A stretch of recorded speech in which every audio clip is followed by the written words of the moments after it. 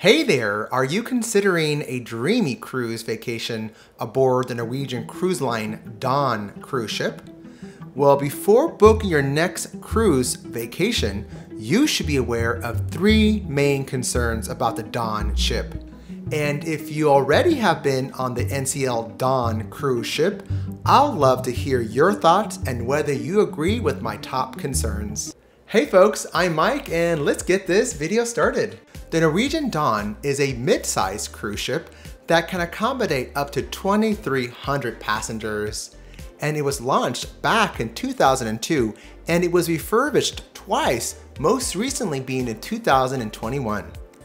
NCL dedicates this cruise ship's itinerary to cruising to places like in Asia and in Europe and to extraordinary places that include South Africa, Mauritius, and Madagascar.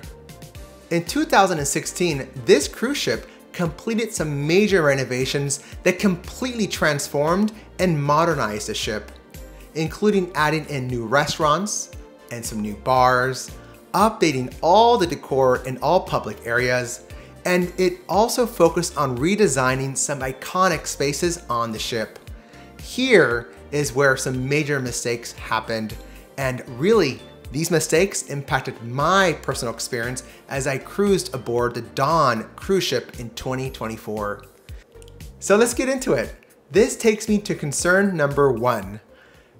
The most noticeable change that occurred in the 2016 refurbishment of the ship was the removal of the Spinnaker Lounge, or others might know this as the Observation Lounge on Deck 12. The Spinnaker Lounge offers some of the best views on board.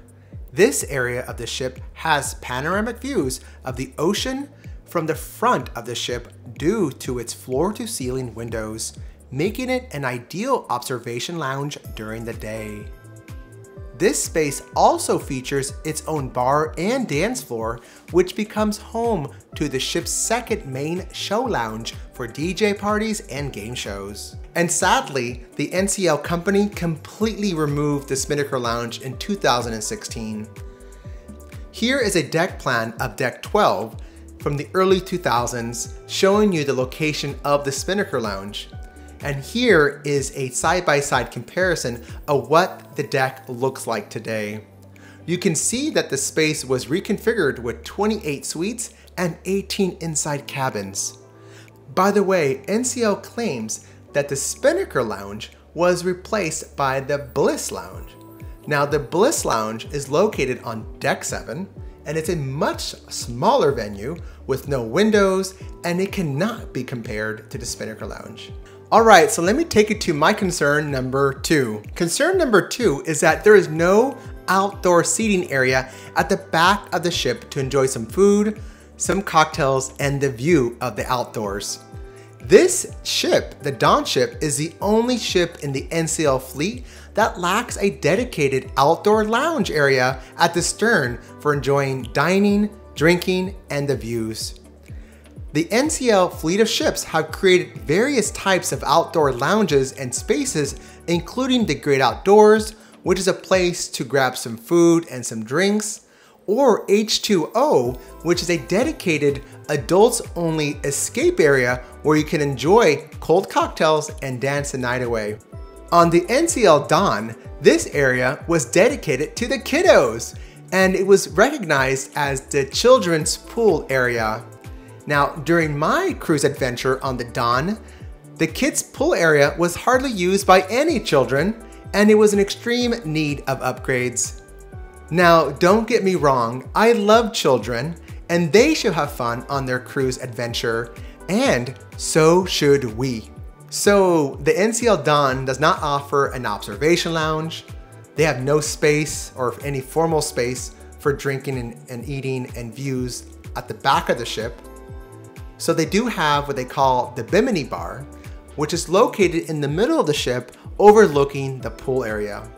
Now, this part of the ship has very limited seating and is the designated area for smokers. So for that reason, the Bimini Bar didn't work for me. So with all that said, I found myself spending a lot of time on Deck 7, walking along the Promenade Deck, enjoying some fantastic panoramic views from the stern of the ship. All right, so let's move to my third concern for the NCL Dawn cruise ship.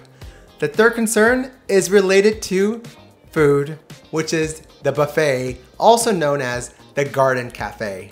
The Garden Cafe was a major disappointment during my most recent cruise in 2024. On cruises, I always look forward to enjoying delicious food. However, the Garden Cafe fell short of my expectations. Firstly, the layout was poorly designed with narrow walkways making it very difficult to navigate during peak hours. Additionally, there was no outdoor seating area and finding a seat was often a challenge. The food itself was very mediocre and there was a significant lack of seafood on this cruise ship. For example, there was no salmon to be found, so the typical salmon and lox you would find for breakfast on a cruise ship was nowhere to be found. The variety of lunches and dinner entrees was also very limited with a lot of repeated options. The dessert station at the Garden Cafe buffet on the Dawn ship was extremely disappointing. The desserts were plain and lacked the vibrant flavors and variety I have come to expect. Unlike my previous experiences on the NCL, the buffet did not feature any special themes to highlight the unique cultural dishes from different regions. So overall, my experience of the NCL's Dawn's Garden Cafe's buffet was not up to the standard I have come to expect from NCL.